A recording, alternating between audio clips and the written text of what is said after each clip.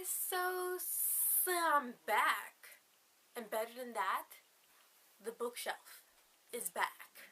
I did a reorganization video of the bookshelf being put in my bedish area, so if you guys want to check that out, it will be in the links below. So today I'm going to be doing a book review one I have been planning to do for a while, but I never actually got the time to do it since I was getting ready for exams and everything. So I thought I would finally have the chance to do it today, since I am returning and I'm done with my exams and awesomeness. I will be doing a book review on Reboot by Amy Tintera. I read this in December and this was actually a really good book. Reboot is about a girl named Ren who lives in like a somewhat mixed up of a zombie world dystopian book. Instead of zombies, we have like these dead people who came back alive and now they're emotionless. Now, the premise is kind of hard to explain in my way, because I tried to explain it a few times and it hasn't worked at all. In the basic way, the longer you're dead, the less emotion you have. That is the most basic way I can explain this book without messing or confusing anyone up, including myself. 5 years ago, Ren, our Reboot main character, has died for 178 minutes. So she has the longest time date she has been dead, so she is practically emotionless. And she works for a government called HARC. I need to check what that means. Human Advancement of Repopulation Cooperation. They're kind of like the ones who basically have the reboots to use them as the cops to capture suspects. But Ren's favorite job is training new reboots. And so they get a new batch of reboots every once in a while. And this new batch of reboots has a guy named Callum. Callum has died for 20 minutes, so he is practically still human. It doesn't really bug Ren until she takes up the job to train him.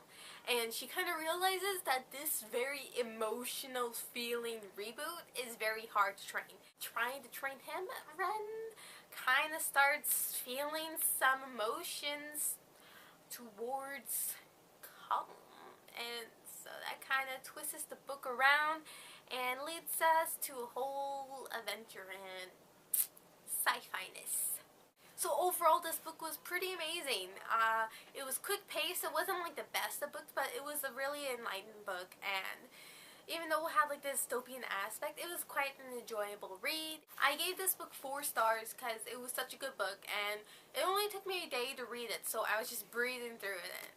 Yeah, that has to say something. Our characters are well developed, and we get attached to few, and we get to meet some pretty awesome characters. Callum has like this huge humanity hold on people. Like, he believes the best in people, and he always sees the good intentions in people. And Ren, she kind of like tries to play everything out and does the best for things, even though she is fairly certain she is emotionless and shouldn't be feeling stuff. If you're looking for a quick read, dystopian quick read, I would point you towards this book because it's the book. And plus, this cover is pretty cool. Just look at that cover. Black and red. And the wordings, 5 years ago, I died. 170 minutes later, I woke up. God, man, that's quite cool. So, for those of you who have not read Reboot, I would suggest you guys leave, because I'm going to be talking about some aspects, particularly the ending, that I have been meaning to discuss for a long time now. Hopefully you guys enjoy this book review, and I'll see you guys next time. Goodbye! Okay, so spoiler people. So, I really want to start with the end. Let's start with the end. Can we just please start with the end? The ending, everything is just going too good. We break into Hark, and we're trying to get the cure for Callum to stop him from becoming like the savage zombie that we all expect people to be. Worried me so much is when Ren walked into the glass dome door thing and got trapped by the scientist guy. I was fairly for certain that we were going to be trapped in here.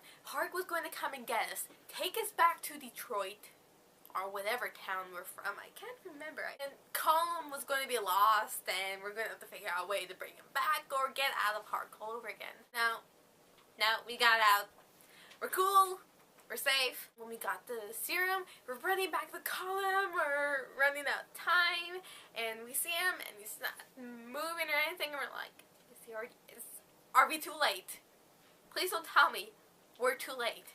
No, he's still alive. He's still Colin, annoying, stubborn human self. We give him the serum, and everything's clear. But do we just need one? We're probably going to need numerous doses. Is this fake? No, it's real. He's fine. He's Reboot again. Not hungry for flesh. Not going to eat us all. We're running back. We're getting onto the ships, and we're taking off. And are we going to get chased? For surely we're going to get chased, because I'm pretty sure we're not going to let all these reboots go. No fight. It's smooth sailing. Let's go to our heaven of hope for reboots. So landing. This was for when I was certain something was going to go wrong. We're not going to be able to land. We're going to crash, and people are going to get hurt, and we're all nearly going to die. Land upside down. Everyone's alright. And we're fine. We made it to the Reboot City. The ending was going too well, in my opinion. I was waiting for something terrible to happen. Dystopian books really teaches you this, that you always have to expect something to go wrong because no ending is good. This book really turned that around because everything was too good. Everything was too happy. We made it to the Reboot City, and we're all jolly good, safe, and everything. But where was the distress that we're supposed to feel? I was worried that something was going to go wrong. Nothing can be this happy. Until I read this book. Everything can be that happy. A book can actually happen on a happy ending. That actually happens? It's not like the ending bugged me, it just shocked me. I wasn't expecting that. Like I say, dystopian books really teaches you to expect the worst and be prepared for the ending. Especially The Darkest Minds. And The Immortal Rules. And other books, there's so many others. More into the beginning, the guy talking to Ren, I forget his name already. Guy who was in charge of Heart, the one we're originally from, he says that if Ren can't train Colin right, then he's going to have to kill him because Colin is taking up too much trouble being actually human. First thing she does, goes to the gym, tells Colin to stand there, and just punches him in the nose. Punches him in the nose. Tells him to get up, punch him again, and then all over 10 times until he is on the floor, a bloody mess.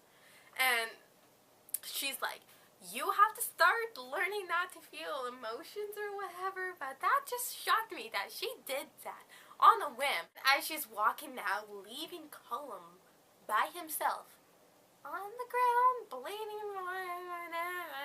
at it, the guard says, good job. I kind of thought Colin as a little daredevil since he had so much humanity and he was always daring Ren to feel these emotions that she didn't think was possible for her to feel. Little daredevil, you Colin.